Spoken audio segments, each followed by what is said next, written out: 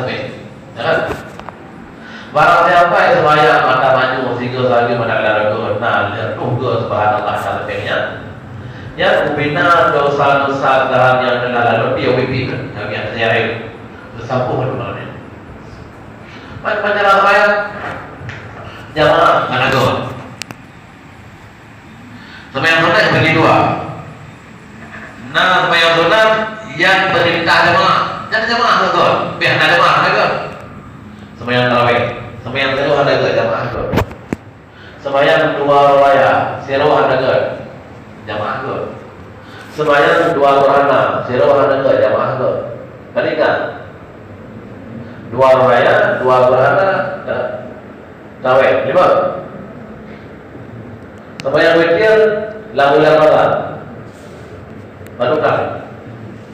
Nah, jangan tiga jamaah. Jemaah banyak.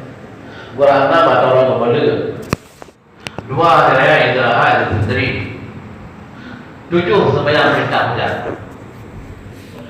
Sembahyang istisqa. Jangan lebih ke jemaah namero. Mana?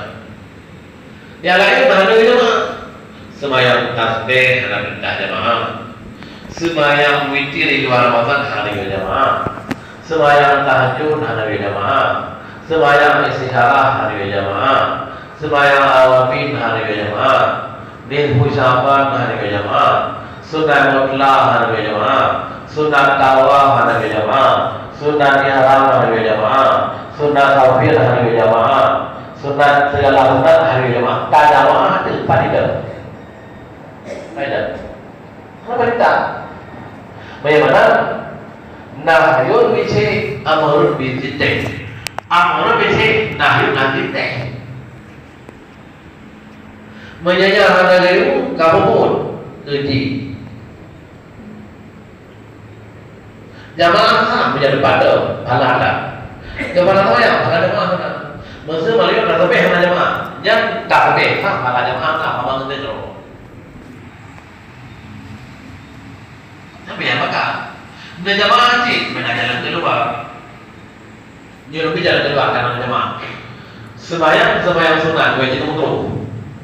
Yang ada perintah berjamaah bila dengar jamaah harus bertaklid. Ya Allah Rabbi, malahnya lo sembahyang tapi harus berjamaah. Lo ikut pendapat Imam Nawawi. Imam Nawawi itu pendapat sembahyang sunat